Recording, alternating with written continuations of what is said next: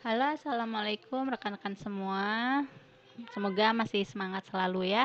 Kita pada perkuliahan online ini memasuki pertemuan ke-12 ya.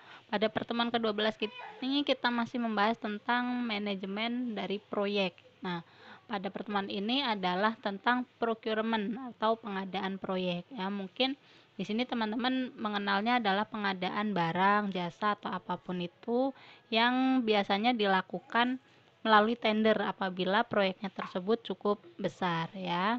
Nah, untuk procurement atau pengadaan itu sendiri apa sih? Pengadaan itu antara lain kegiatannya adalah membeli ataupun mendapatkan ya, baik itu produk atau jasa yang diperoleh dari luar tim proyek ya. Jadi dari pihak lain ya, bukan dari internal kita sebagai pengelola maupun penyelenggara proyek ya.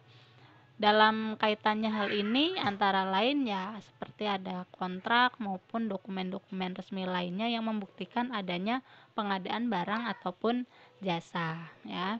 Nah, kegiatannya antara lain satu merencanakan ya. Jadi pengadaan ini juga perlu direncanakan, yaitu untuk menilik apa aja, untuk menilik antara lain apa yang diperlukan, kemudian bagaimana cara mendapatkannya, berapa banyak yang diperlukan untuk masing-masing unit misalnya, dan kapan tepatnya pengadaan suatu barang atau jasa itu diperlukan. Karena apabila proyeknya itu berjalan cukup lama, ya misalnya untuk proyek software gitu ya, pengadaan programmer misalnya itu mungkin bisa dari awal ya, tetapi kalau untuk pengadaan pengimplementasian dari aplikasi yang dibuat itu mungkin bisa pada bulan-bulan berikutnya gitu ya.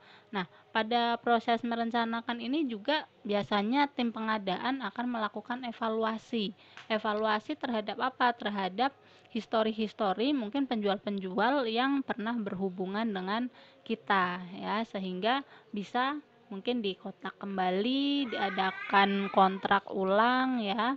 Nah, bagaimana teknik toolsnya dan lain sebagainya yang jadi input dari pengadaan ini ya bisa dari pastinya dari project yang manajemen plan awal ya, kemudian bisa juga dari activity cost ya, activity costnya, kemudian kebutuhan stakeholdernya ya, enterprise dari lingkungannya apa saja. Nah, kita bisa menggunakan meeting udah pasti ya, misal juga kita bisa menggunakan market research ya. Market research yaitu research terhadap pasar kita ya. Jadi yang penjual-penjual potensial itu untuk misalnya barang X itu yang kualitasnya bagus dengan harga yang murah, itu mungkin bisa dilakukan melalui market research ya. Hasilnya adalah rencana pengadaan ya.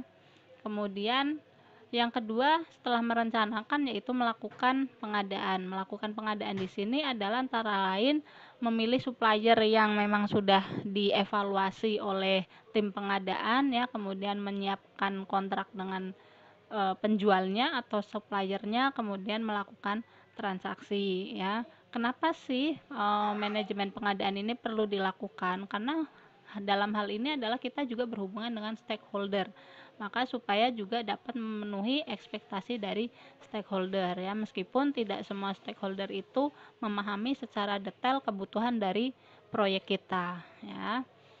Nah, tools yang bisa digunakan ya antara lain dengan mengevaluasi proposal ya, mengevaluasi proposal-proposal yang diadakan misalnya melalui lelang ya, ataupun dengan melalui penerimaan proposal dari para supplier yang sudah berhubungan dengan kita ya, sehingga nanti kita bisa buatkan agreement ya, surat kontrak yang sesuai untuk masing-masing supplier dan produk ataupun barang dan jasa yang mereka sediakan untuk proyek kita ya. Yang ketiga yaitu mengontrol ya. Setelah merencanakan pengadaannya, melakukan pengadaan, kemudian yang ketiga adalah melakukan pengontrolan terhadap pengadaan ya. Pengontrolan terhadap pengadaan ini hubungannya adalah menentukan bagaimana nih kontrak kerja yang kontrak penjualan sudah dilakukan dengan para supplier ini ya.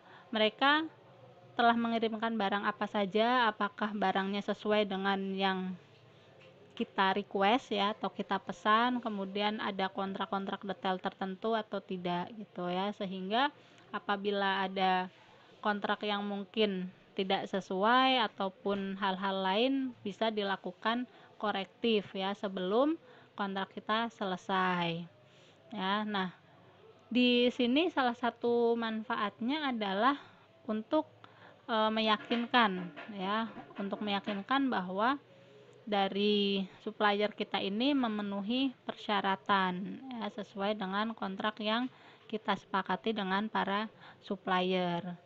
Tool dan teknik yang bisa digunakan antara lain adalah dengan memantau kontrak yang telah kita jalankan ya, kemudian sistem pembayarannya ada tidak klaim secara administratifnya. Nah, outputnya apa saja? Bisa saja adanya perubahan kontrak ya, kemudian bagaimana performa informasi yang disampaikan atau komunikasi antara kita dengan kontrak tersebut, apakah ketika kita meminta pengadaan barang maupun jasanya itu mereka fast respon atau tidak gitu ya. Kemudian dokumennya ya, dokumen-dokumen yang mereka kirimkan selalu lengkap atau tidak apabila kita meminta barang atau jasa dari mereka ya.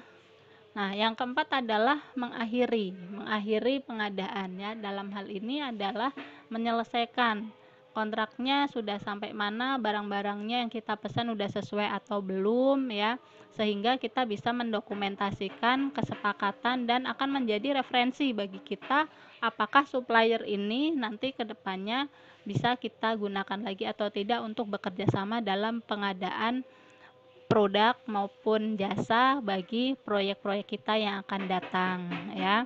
Di sini teknik atau toolsnya antara lain dengan melakukan audit ya, audit dari selama kegiatan penyampaian barang maupun jasa dari supplier ke kita ya.